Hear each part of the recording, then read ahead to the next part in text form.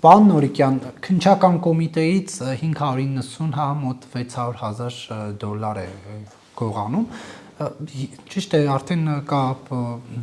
որոշակի տեղեկություններ, ճիշտ է դատանի վեճեր չկա, բայց իրավապանները հայտարարում են ինչպես է եղել, ինչ մեխանիզմ է գործել, բայց ի վերջո դա հա հսկայական արդեն սուպեր կառույց է, որովհետև բազմաթիվ լիազորություններ վերցրեցին ԱԱՑ-ից, տվեցին քննչական կոմիտեից։ Սա ինչ է նշանակում, սա ինչ մոտեցում է, որ ապացույց համարվող $590,000 հեշտությամբ դուրս են հանում կառույցից։ Վերջի տարիներին մի քանի աղմկահարույց գործերի կապակցությամբ ես մի բնորոշում էի տվել փնտի կառավարում, շատերը այդ թվում նաև քննչական կոմիտեն հայտարարության տեսքով նույնիսկ շատ վատ էր զգացել եւ արձագանքել էր իմ բնորոշմանը հակադարձելով նախորդ քննչական կոմիտեի ղեկավարի ժամանակահատվածում, սա ուրիշ այլ կերպ քան փնտի ղեկավարման արդյունք հնարավոր չէ բնորոշել, նախ ինձ համար իսկապես տարօրինակ է, որ նման կարևորագույն կառույցում աշխատող պաշտոնատար անձանց մոտ կարող է նման, այսպես ասած, գայթակղություն առաջանալ եւ անմեղության կանխավարկածը հաշվի առնելով հանդերձ, այնուամենայնիվ պետք է արձանագրել մի իրավիճակ, երբ որ Հայաստանի Հանրապետությունում ամբողջ պետական կառավարման համակարգն է հայտնված նման բարձի թողի իրավիճակում։ Այսինքն չկա պատասխանատվության ինստիտուտը, չկա վերահսկողական մեխանիզմները, գործող օրենքները չեն գործում այն աստիճան, որոնք յուրաքանչյուրի նկատմամբ ուղղակիորեն կապահովեն օրինականության գերակայություն։ Սա ես գնահատում եմ ուղղակի փնտի կառավարման հետևանք, որի արդյունքը նման խայտառակություն է։ Մեկ բառով սա խայտառակություն է, պատկերացրեք եւ գումարի ծավալը, եւ արտարոց լինելու իրողությունը, եւ բնույթ է, այնպիսի լեկտիություն պետքա կամ սանդարձակ պետքա լինեն նման հանցագործություն պլանավորողները, որոնք հանդգնեն նման կստմնելի արարքի։ Էլ չեմ ասում, երբ այդ չափի գումարի վարույթ իրականացնող մարմնի տիրապետման ներքո պահվելու հանգամանքը, անվտանգության կանոնների հանգամանքը, պահպանման պայմանների հետ կապված իրողությունները։ Այսինքն տեսնենք հիմա ակտիվ նախաքննության փուլակ, տեսնենք թե ի վերջո ինչ է եղել իրականում, բայց մի բանով բնորոշենք սա խայտառակություն է, սա նկարագիր է, սա բնութագիր է ամբողջ իրավապահ մարմինների համակարգի եւ հենց այս քայլով ինձ համար հարգելի Նարեկ այլ իրողություն է անհանգստացնում ու հիասթափեցնում, հենց նման քայլերով հանրության մոտ իսպառ կարելի ասել զրոյացվում է իրավասու իրավապահ մարմինների նկատմամբ ունեցած վստահությունը, որովհետև շարքային քաղաքացու մոտ կարելի է հենց առաջանալ նման հարցադրում, որ եթե դուք եք հանցագործը, դուք եք գողը, դուք եք ավազակը, դուք եք հափշտակողը, դուք ինչպես կարող եք հանցավոր ոտնձգություններից պահպանել հասարակական կարգը եւ քաղաքացիների իրավունքները։ Այսինքն սա շատ պարզ է։ Պետք է շատ խստացվի, պետք է ամբողջովին վերափոխվի կադրային քաղաքականությունը իրավապահ մարմիններում, պետք է լրջագույն թեստային համակարգեր ներդրվեն, հոգեբանական լուրջ աշխատանք պետք է տարվի իրավապահ կառույցների աշխատակիցների հետ, որը հնարավորություն կտա հնարավորինս վերացնել նման խայտառակ դեպքերն ու իրադարձությունները մեր իրավապահ համակարգում։ Այլ թեմաների անդրադառնանք, պարոն Նորիկյան, բարձրաստիճան պաշտոնատար անձը մեղադրում է շուրջ 3 միլիոն ամերիկյան դոլարի կաշառք ստանալու մեջ, դա Սերժ Սարգսյանն է, նոր գործ է, սա երրորդ գործն է Սերժ Սարգսյանի, ընդդեմ Սերժ Սարգսյանի, դուք սա ինչպես եք մեկնաբանում։ Դա այդ նոր ձևով երբ որ փաթեթավորվում ներկայացվում է, դա նոր գործ չէ, դա այն հայտնի հանքերի գործն է, այդ նույն գործով մեղադրանք էր առաջադրվել նաև Ռոբերտ Քոչարյանին, որը վաղամիջյան ժամկետները լրանալու հիմքով չարարկեց, որպեսզի դատարանում քննվող վարույթը կարճվի եւ քրեական հետապնդումը դադարեցվի։ Այդ Սիլվա, եթե չեմ սխալվում, Համբարձումյանի ուրեմն հայտնի հայտարարությունների հետևանքով հարուցված քրեական հետապնդումն է։ Ես կարծում եմ հետևյալը, որ այս քրեական վարույթի շրջանակներում առաջադրված մեղադրանքի շրջանակներում վաղամիջյան ժամկետները լրիվ անցել են, ես այստեղ տեսնում եմ զոտ ցուցադրական նախընտրական դատավարության տարեր, որտեղ փորձ է արվում Սերժ Սարգսյանին քրեական պատասխանատվության ենթարկելու պատրանքներ կամ իլյուզիաներ ձևավորել հանրության մեջ, իրականում ստեղծվել է այն իրավիճակը, որ նույնիսկ Սերժ Սարգսյանը մեղավոր ճանաչվել է այդ գործով, վաղամիջյան ժամկետները լրանալու հիմքով նա չի կարող իրական պատժի արժանանալ, որովհետև X պահի իրենք կօգտվեն այդ հնարավորությունից եւ չեն առարկի, որպեսզի այդ քրեական վարույթի շրջանակներում վաղամիջյան ժամկետների իրավական կարգավորումները գործեն եւ քրեական վարույթը դադարեցվի եւ քրեական վարույթը կարճվի վաղամիջյան ժամկետները լրանալու հիմքով։ Այլ հարց է, թե ինչու է հիմա Սերժ Սարգսյանի ուղղությամբ այսպես ասած քրեական ուղղվածության գործերը ակտիվացել։ Դու գիտեք, որ վերաքրիչ հակակոռուպցիոն դատարանը բեկանեց արդարացման դատական ակտը եւ հետո ուղարկեց նոր քննության եւ այդ գործով ուղղակիորեն հակակոռուպցիոն դատարանում նոր վարույթ է նախաձեռնվել։ Ես վստահ եմ, որ այդ գործը չունի դատական հեռանկար իրական պատժի առումով, որովհետեւ այդ գործի վաղամիջյան ժամկետներն են վաղուց լրացել։ Թե ինչ է ուզում այս գործերով ապացուցի Նիկոլ Փաշինյանը, չեմ կարող ասել, չնայած ակնհայտ է ինչ ուզում ապացուցի, բայց կոռուպցիայի դեմ է պայքարում։ Գիտեք, կոռուպցիայի դեմ այսպես չեմ պայքարում։ Ուշացած արդարադատությունը դա մերժված արդարադատություն է եւ Սերժ Սարգսյանի պատժել $1 միլիոն համարժեք դրամի դիզվառելիքի վատման գործով ուղղակի ծիծաղ է առաջացնում։ Չէ, բայց նա արտարացել է այդ գործով։ Այդ գործն է բեկանվել եւ ուղարկվել է նոր քննության։ Դեռևս այդ արդարացման դատական ակտը ըստ էության բեկանվել է։ Հիմա ըստ էության նոր քննություն է ընթանում։ Եվ հիմա այս նոր առանձնապես խոշոր չափերի կաշառք ստանալու դրվագով են, այսինքն եկեք հստակ իրավականորեն արձանագրենք։ Սերժ Սարգսյանին եւ Ռոբերտ Քոչարյանին առաջադրված մեղադրանքները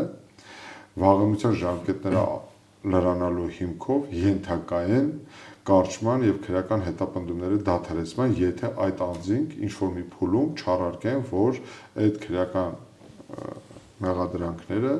վաղամիջյան ժամկետները լրանալու հիմքով դադարեցվեն։ Ռոբերտ Քոչարյանը առանձնապես խոշոր կաշառք ստանալու այդ գործով չի առարկել եւ այդ քրեական վարույթը դադարեցվել է եւ կարճվել է քրեական գործի վարույթը այդ մասով։ Հիմա որևէ երաշխիք չկա, որ Սերժ Սարգսյանը նույնպես կօգտվի այդ հնարավորությունից եւ արդյունքում պետության միջոցները մսխելու այս սերիալային դատավարությունների ֆոնի վրա հանրությունը ոչ միայն կհոգնի, կհաստատվի, կզզվի այս իրավիճակից, այլև մեկ անգամ եւս դատա իրավական համակարգի նկատմամբ հանրության վստահությունը կզորացվի։ Արդյունքում ամեն մեկը իր քաղաքական դիվիդենդն է փորձում շահել Սերժ Նիկոլ Փաշինյանը տպավորություն ստեղծելու համար, որ այնուամենայնիվ այդ մարդկանց քարշ է տալիս դատարան, այդ մարդիկ էլ որ լեգալացվում են, մաքրվում են, հալածյալի կերպար են ընդունում, քարոզում են իրենց քարոզչական մեդիայը, որ իրենք հետապնդվում են այս իշխանությունների օրոք, այդ ֆոնի վրա շարունակում են պահպանել իրենց քաղաքական կենսունակությունը, շարունակում են դիտարկվել որպես գործող իշխանությանը միակ այլընտրանքային քաղաքական ուժեր եւ փորձում են սրանով տպավորություն ստեղծել, որ իրենք են միայն այն կենսունակ ուժերը, որոնք կարող են այս իշխանությանը լրջագույն դիմադրություն հասցնել։ Սա է իրականության մեջ որևէ ռեալ պատասխանատվության եւ պատժողական քաղաքականություն վերջի 7 տարիների ընթացքում ես չեմ տեսել եւ չի էլ դիտարկվում դա։ Բայց նոր թափ է հիմա կարծեք թե ստանում, հա, իշխանություն Քոչարյան հակամարտությունը, ցուցակները, որ հրապարակում են ազգային ժողովի ամբիոնից ելույթներ են ունենում, ասում են մարդիկ մեզ կանգնացնում են, ասում են ձեր ասֆալտն ու դպրոցը մեզ չի հետաքրքրում, դուք ասեք Քոչարյանն ինչու դատված չէ, ճաղերի հետևում չէ։ Սրանով ինչի են փորձում հասնել, ինչ քաղաքական այս ծրագրերը իրականացվում։ Նիկոլ Փաշինյանը հաշվել է մեր ժողովրդի ատամները։ Ինքը շատ լավ գիտի մեր հանրային տրամադրությունները, որովհետև մարդիկ իսկապես չեն մոռացել, որ ինքը իշխանության է եկել հենց Ռոբերտ Քոչարյանի, Սերժ Սարգսյանին պատժելու խոստումների լոզունգների հիման վրա, եւ նախորդ 20-30 տարիների մեր ժողովրդի կյանքում այնքան բացասական դերակատարություն են ունեցել այդ մարդիկ, որ մարդիկ իսկապես ակնկալում էին, սպասում էին, որ նոր իշխանությունը իսկապես պատասխանատվության ինստիտուտը անշրջելիք դարձնի եւ իսկապես կպատժի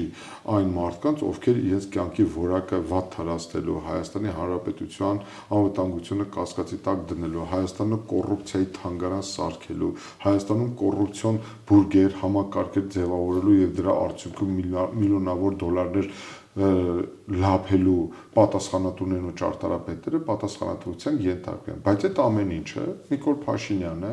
վերացեց սեփական քաղաքական թիմի քաղաքական կապիտալը ավելացնելու գործընթացի եւ փորձեց այս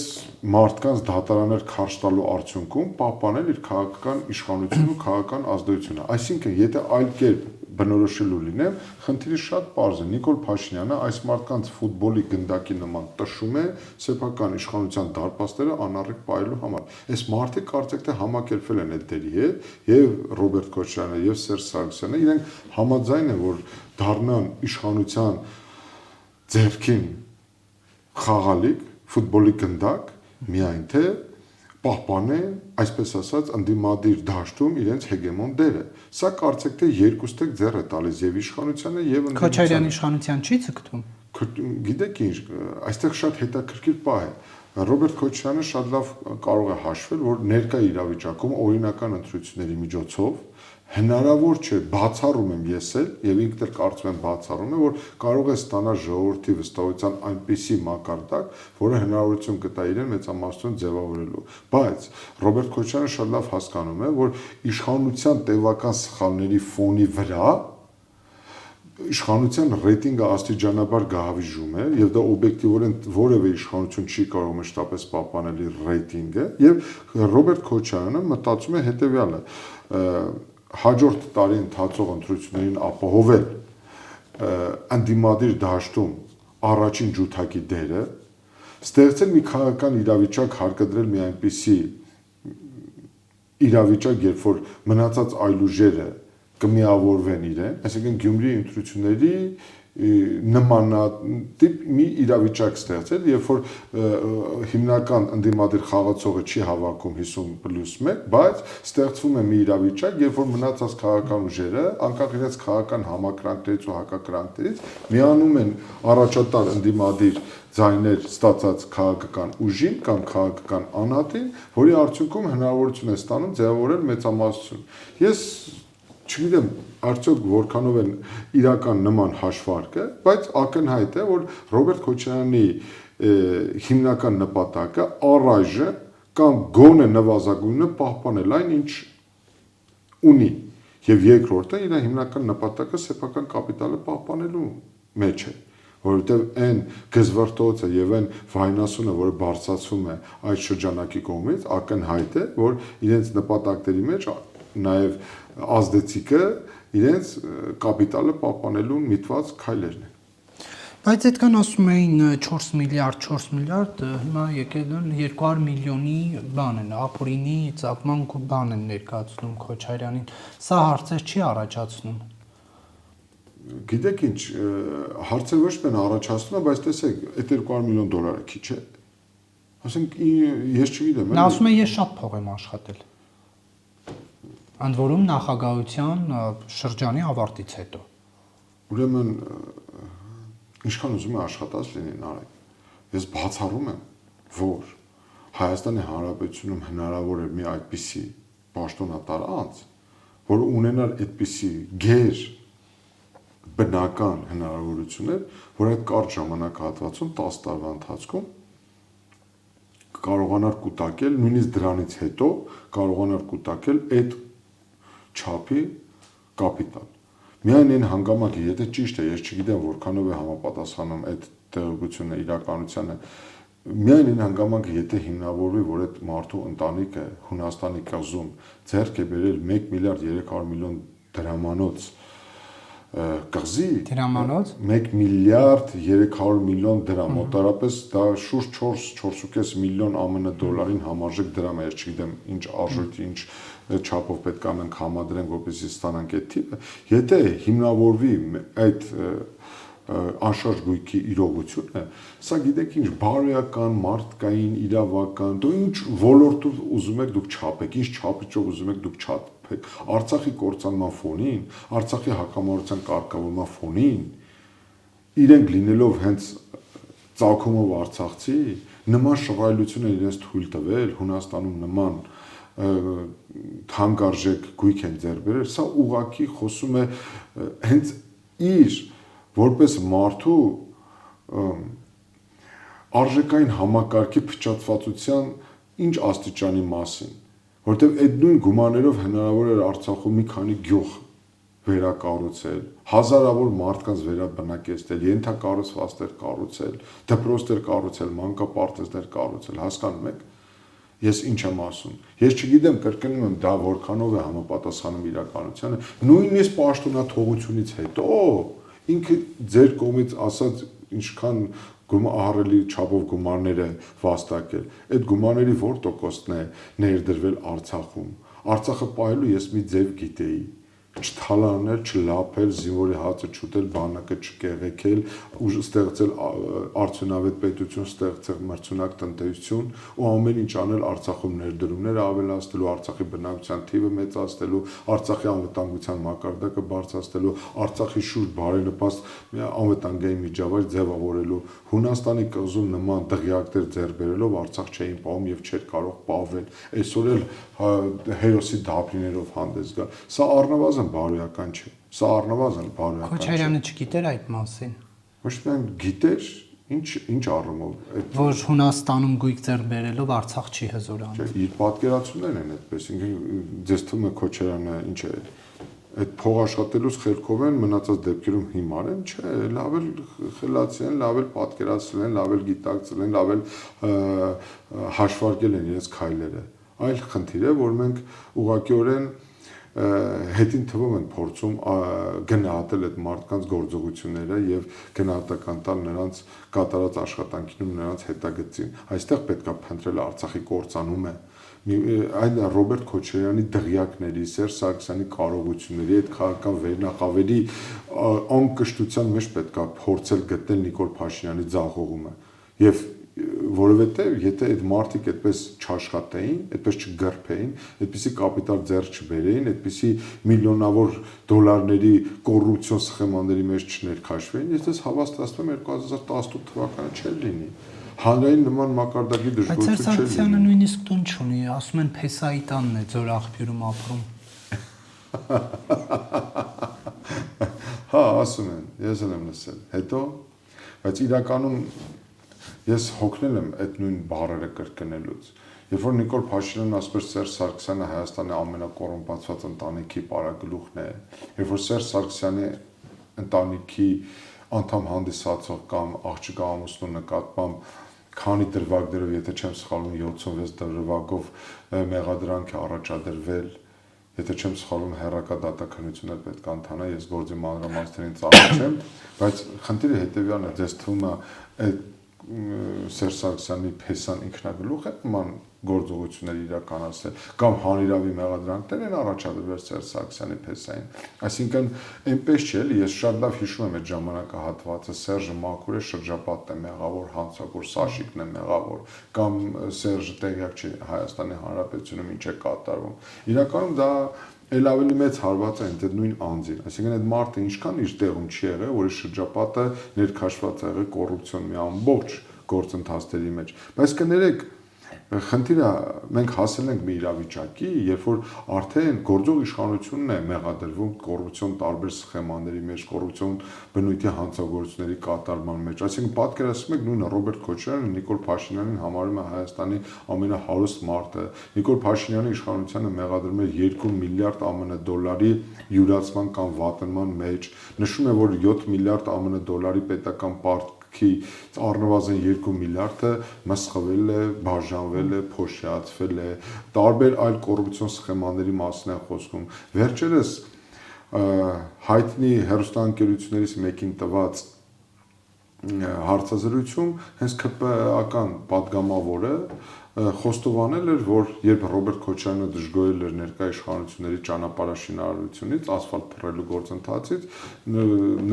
նշված падգամավորը խոստովանել էր, որ Հայաստանում այսօր իրականացվող ասֆալտափռման աշխատանքների 65%-ը իրականացվում է Ռոբերտ Քոչարյանի հետ փոխկապակցված անձի կողմից ղեկավարվող շինարարական ընկերության կողմից։ Բայց մենք էլ այս 3-4 տարի հետ ենք ասում, որ քաղաքական կոռուպցիան էլ ինչպես է լինում, պայմանավորվածությունը Նիկոլ Փաշինյանի եւ Ռոբերտ Քոչարյանի էլ ինչպես է լինում, այսինքն մարդկանց թվում է, երբ որ մենք ասում ենք, այս իշխանությունը նախկին իշխանությունների հետ պայմանավորվել են կամ պայմանավորվում են, մարդկանց թվում է, որ Նիկոլն ու Քոչարյանը կամ Նիկոլն ու Սերժը ինչ որ կաֆեում հանդիպում, ինչ որ գաղտագողի բան են պայմանավորում, այդպես չի։ Բայց ինչպես է ստացվում։ Դա հենց ժողովրդավարություն է, որով համապատասխան չափանիշներին կարողանում է մրցույթներում հաղթել։ Իշխանությունն այդպես է դա մեկնաբանում։ Գիտեք, ժողովրդավարության վրա այդպես մի թքեք։ Ձեր այդ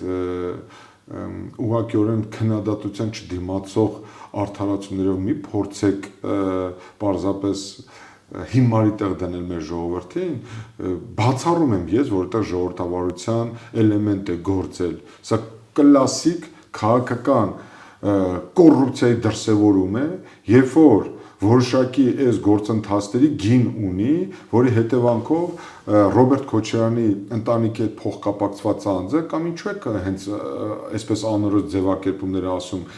լավ է ժողովրդի որոշակի մասին հայտնի է, որ այդ փոխկապակցված ընտանիքը դա Ռոբերտ Քոչարյանի մեծ տղայի աներոջ ընտանիքն է։ Ռոբերտ Քոչարյանի մեծ տղայի աներոջ ընտանիքը Հայաստանի Հանրապետությունում այսօր 65%-ով ապահովում է շինարարության այդ ասֆալտափռման աշխատանքները։ Նման բան է հնարավոր, այսինքն սա նույնն է, լսեք, սա նույնն է, որ Սահակաշվիլիի օրոք Վրաստանում ասֆալտի փռման աշխատանքների 65%-ը իրականացվեր Շևարդնաձեի բարեկամների կողմից։ Կամ էլ օրինակներ չբերեմ, ուղղակի սա խայտառակություն է, սրանով հանդերձ մարդիկ փորձում են ցույց տալ, որ իրանք ուղղակիորեն թքած ունեն հանրային կարծիքի վրա, իրենք պայմանավորվել են, իրենք բաշխել են իրենց դերերը եւ այս դերերի մեջ խաղում են իրենց ամեն մեկը իր դերն է խաղում։ Բայց իրանք հայում են իրար, ոնց կարային պայմանավորվածներ իրար հայում էին։ Դա գիտեք ինչ, հետո ինչ հայում են։ Այն էլ աժեում։ Հա, հետո ինչ, հա, դուք շատ լավ եք ասում։ Դուք զգացել եք ինչ է կատարվում ազգային ժողովում, նախ ընդգծենք որ ուժեր են։ Հայաստանում դուք դա ձեզ երբևէ չի հետաքրքրել, որ Հայաստանում որ ուժերն են։ Հայաստանի ազգային ժողովում բացառապես այն ուժերն են, որոնք կործանել են Արցախի հանրապետությունը, որոնք Հայաստանի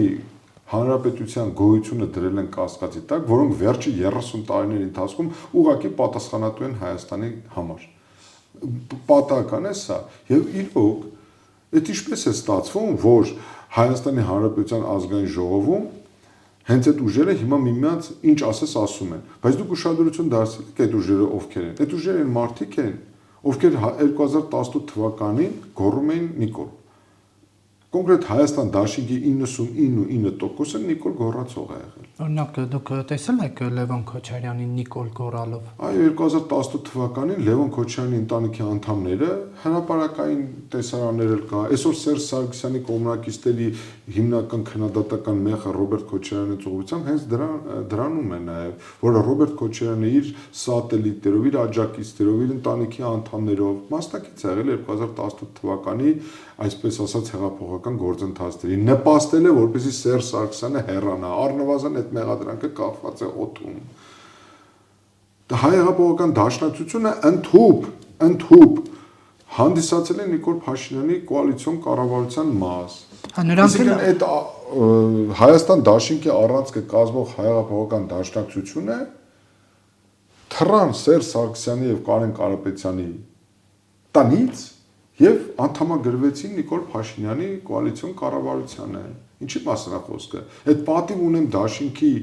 առանցքում ովքեր են կանգնած։ Այդ պատիվ ունեն դաշինքի առանցքում հանրապետական կուսակցություններն են։ Այդ հանրապետական կուսակցության տարբեր ռանգի չինովնիկներ խոստովանում են,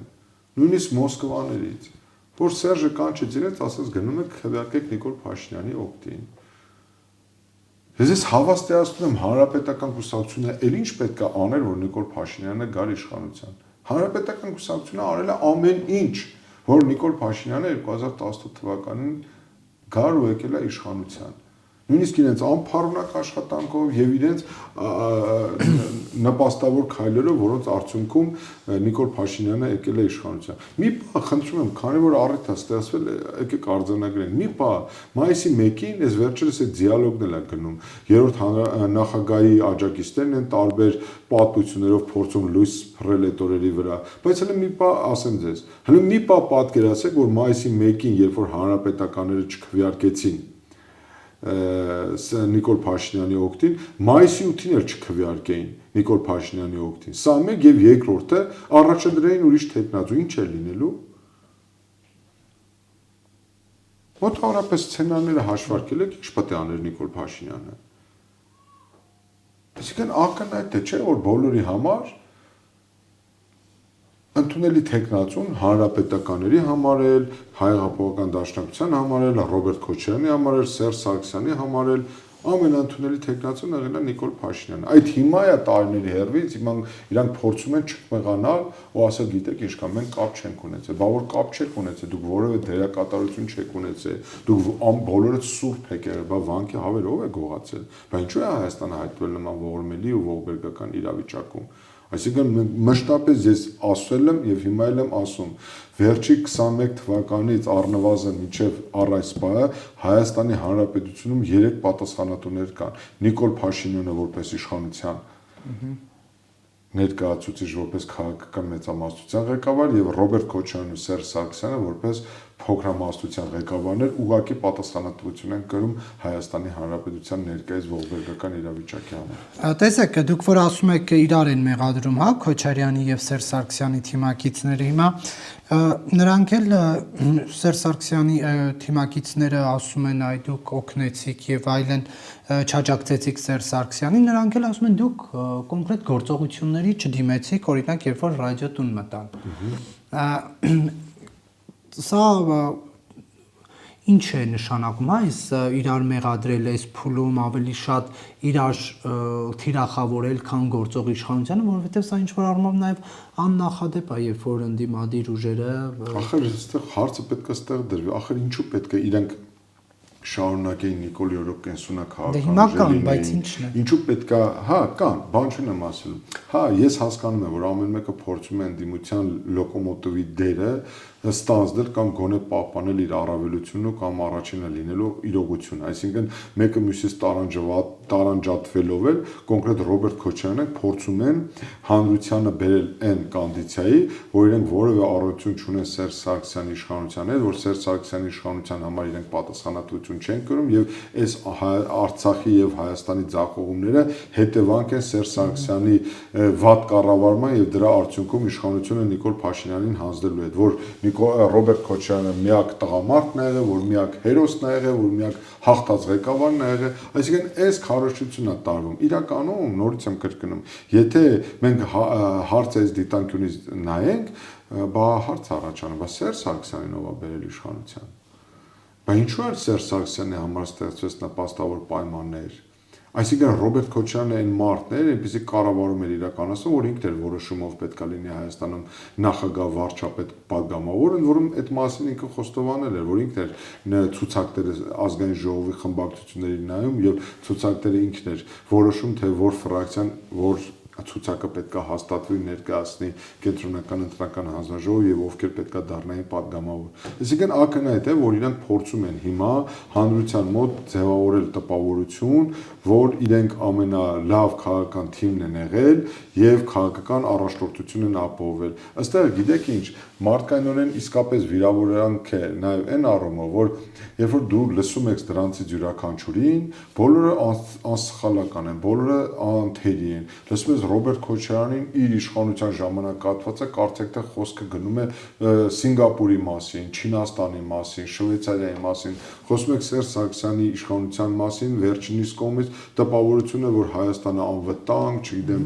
ինչ Արցախի հակամարտության գործընթացում վարվող բանակցությունների ինչ անթեր է գործել, ժողովուրդ Ժողովուրդ, ձեր անփառունակ գործունեության ծանոթն է Նիկոլ Փաշինյանը։ Դուք ինչ ուզում եք ասեք։ Դուք հիմա հետին թվով ինչպես ուզում եք բնութագրեք ձեր իշխանությունը։ Եթե ձեր իշխանությունը նորմալ լիներ, լուծել Արցախի հարցը, լուծել Հայաստանի Հանրապետության արդյունավետ պետություն դառնալու հարցը, լուծել Հայաստանի Հանրապետությունում կոռուպցիայի խնդիրը, դուք կոռուպցիոներներ չլինեիք, դուք թալանչիներ չլինեիք, ես ձեզ հավաստիացնում եմ, ես անհատական մակարդակում չեմ դիտարկում այս հարցը, այլ երևույթի միջավայրի տեսանկյունից եմ գնահատում այս իրավիճակը։ Նիկոլը ո՞նց կարող էր գալ իշխանության եւ ո՞նց կարող էր Հայաստանի Հանրապետությունում նման դժգոհության մակարդակ ալիք ստեղծել։ Ուրեմն ակնհայտ է, չէ՞ որ հասարակությունը զզվում էր ձեզանից։ Հիմա այս երկու նախկին նախագահների առճակատումը միջև որ կարող է ձգվել։ Երկու նախկին նախագահների առճակատումից շահում է Նիկոլ Փաշինյանը։ Սա իրեն ձեռնտու քաղաքական խաղ է։ Հետևաբար ես գտնում եմ հետևյալը. Հայաստանի Հանրապետությունում Նիկոլին փոխելու համար պետք է հեռացնել Ռոբերտ Քոչարյանին ու Սերժ Սարգսյանին։ Եթե իրենք չեն գիտակցում այս ամեն ինչը, եթե իրենք չեն հասկանում, որ իրենց անփառունակ գործունեությամբ նպաստում են Նիկոլ Փաշինյանի իշխանության երկարաձգմանը, ուրեմն թող շարունակեն, ինչ ասեմ։ Իրենք իրենց անփառունակ վարկագծով ապահովում են։ Դեռևս այստեղ, բայց պետքա ճշմարտության առաջ չմեղանչենք, ասենք որ Սերժ Սարգսյանը գոնե առերևույթ ասում է, որ ինքը չի ձգտում, չի ուզում վերադառնալ, ինքը իշխանություն չի ուզում։ Ես չգիտեմ որքանով է անկեղծ, որովհետև ինքը կորցրել է անկեղծության իր լիմիտը, որովհետև 2015-ին էլ ասում ես չեմ հավակնի Հայաստանում երրորդ ժամկետով վարչապետ ընտրելու, ղեկավար ընտրվելու, բայց գոնե այս պայն ինքը նման բան ասում է։ Մեր խնդիրը հետևյալ պետք է լինի, նոր ստեղծված քաղաքական ուժեր են, որակապես նոր քաղաքական վերնախավ ձևավորելուն միտված անհատները պետք է շատ պարզ հաշվարկ ունենան։ Այս մարդկանց հաղթելու համար պետք է միավորվել, Հայաստանում նոր իշխանություն, նոր ընդդիմություն ձևավորելու համար պետք է ստեղծվի որակապես նոր միջավայր։ Եթե ես վերջի մի տարվա, երկու տարվա մեջ ասում եմ, այն մարդիկ, ովքեր ընտրելու են մյուս տարի Նիկոլ Փաշինյանին որպես իշխանություն, ուրեմն իրենք ընտրելու են նաև Ռոբերտ Քոչարյանին ու Սերժ Սարգսյանին որպես ընդդիմություն։ Եվ այն մարդիկ, ուշադիր թող լսեն, եւ այն մարդիկ, ովքեր իրենց ձայնը տալու են Քոչարյանին ու Սերժ Սարգսյանին, իրենք որպես ընդդիմություն կամ իրենց վստահության քվեն տալու են նրանց, ում իրենք Նիկոլ Փաշինյանին ընտրում են որպես նորից վարչապետ։ Այս եռանկյունից դուրս գալու համար Հայաստանի Հանրապետությունում պետքա ձևավորվի որակապես նոր իրավիճակ։ Մեր քաղաքացիները պետքա իրենց հայացքները ուղղեն որակապես այլ ուժերի, որոնք որևէ առնչություն չեն ունեցել ոչ Նիկոլ Փաշինյանի հետ, ոչ Ռոբերտ Քոչարյանի հետ, ոչ Սերժ Սարգսյանի հետ, ոչ որևէ պատասխանատվություն են կրել։ Շատ պարզ ասում եմ, Հայաստանի Հանրապետությունում նոր մարդիկ պետքա գան իշխանության, որոնք երբևէ թաթախված չեն եղել արյան մեջ, կոռուպցիայի մեջ, ընտրակեղծարարության մեջ, Արցախի կորստի մեջ, Հայաստանի անվտանգության միջավայրը փշրելու գործընթացում որևէ ձևով ընտրությունները չեն կեղծել, պղծել, Հայաստանի Հանրապետությունը ներկայիս ողբերգական իրավիճակում չեն հասցրել։ Եթե այդ ուժերը գիտակցաբար մոտենան խնդրին, հաշվարկված մոտենան խնդրին, հնարավոր է բեկում ստեղծել։ Բայց եթե ոչ, շատ պարզ ասում եմ, եթե Հայաստանի փոքր քաղաքական ուժերը չմիավորվեն, իրենց ամբիցիաները մի կողմ չդնեն, իսկապես չնպաստեն մեծ քաղաքական միավորի ձևավորմանը, որակապես նոր քաղաքական այլընտրանք չառաջարկեն, որակապես նոր օրակարգ չբերեն առաջին պլան, մենք ուղղակիորեն գիտակցաբար հնարավորություն ենք տալիս, թույլ ենք տալու, որ Նիկոլ Փաշինյանը, Ռոբերտ Քոչարյանն ու Սերժ Սարգսյանը շարունակեն մեր հասարակությանը պայել պատանդի դերում եւ պարտադրեն մեր հասարակությանը ընտրություն կատարել Նիկոլի ու Քոչարյանի, Նիկոլի ու Սերժի, Նիկոլի ու նախկիների միջև։ Ժողովուրդ ջան, եթե դուք համաձայն եք, որ մեր այսօրվա իրականությունը շարունակվի, ուրեմն 2026 թվականին գնացեք ձեր ձայնը տվեք Նիկոլին, Քոչարյանին ու Սերժ Սարգսյանին։ Եթե դուք ուզում եք իսկապես որակ փոխվի, այս երեք ուժերը սպառել են իրենց։ Այսքանը կարող է։ Սերժ Սարգսյանը, որ ասում է ես իշխանություն չեմ ուզում, իմ նպատակը իշխանափոխությունն է, եւ միաժամանակ ասում են, որ պատրաստ են աջակցել Քոչարյանի տեխնացությանը։ Քոչարյանի վերադարձը արդյոք վտանգներ պարունակում է Հայաստանի Հանրապետության համար, թե ոչ, թե նա կգա որպես Արցախ ազատագրած, հա, նախագահ։ Նախ ինքը Արցախ չի ազատագրել, երկրորդ իր գոյությունը հիմա էլ այս կարգավիճակով էլ է վտանգ ներկայացնում Հայաստանի Հանրապետության համար։ Նախ տեսեք, խնդիրը հետևյալն է։ Ռոբերտ Քոչարյանը 71 տարեկան է։ Օբյեկտիվորեն 71 տարվանից 45 տարին այդ մարդը ապրել է Հայաստանի Հանրապետությունից դուրս։ Սա օբյեկտիվ։ Ես չեմ մեղադրում այս առումով իրեն։ Մարդը Արցախից է եղել, ինքը Հայաստան է եկել 43 թե 44 տարեկանում։ Հետևաբար նրա ամբողջ ընկալումները, արժեքային համակարգը, մտածողությունը, դաստիարակությունը, կրթությունը, ինքը իր պատկերացումները Հայաստանի մասին բոլորովին այլ կերպ են։ Նրա կողմից հեղինակած գիրքը իմ գրադարանում կա, ես մեկ օրում եմ կարդացել այդ գիրքը, նրա համար հայրենիքը ծննդավայրը Ստեփանակերտն է, մայրաքաղաքը Մոսկվան։ Բացեք, կարդացեք, ես չեմ մեղադրում իրեն։ Դուք բացեք, Հայաստան չկա, իր արժե համակարգում Հայաստան չկա։ Այս առումով երկրորդը, բայց այսքանով հանդերձ, այս մարդու ընկալումներով ինքն է բացառապես Հայաստան-Ռուսաստան հարաբերությունների ճարտարապետը։ Իրենից դուրս գոյություն չունեն Հայաստան-Ռուսաստան հարաբերությունները։ Ցավոք սրտի, տեսեք, այնպիսի մի հատ մթնոլորտ է ձևավորվել, որ Ռոբերտ Քոչարյանի նկատմամբ որևէ քրեական հետապնդում կամ Ռոբերտ Քոչարյանի դեմ ուղղված որևէ մեղադրանք դիտարկվում է, որ այդ մեղադրանքը ուղղված է Ռուսաստանի դեմ։ Եվ ես առումով ուզում եմ շատ պարզ ասեմ, Ռուսաստանը, եթե իսկապես ունի ազդեցություն Ռոբերտ Քոչարյանի նկատմամբ, ես վստահ եմ, որ ունի Ռոբերտ Քոչարյանի նկատմամբ մեծ ազդեցություն, պետք է շատ ճիշտ հաշվարկի իր քայլերը։ Եթե իսկապես Ռուսաստանը չի ցանկանում Հայաստանում կորցնել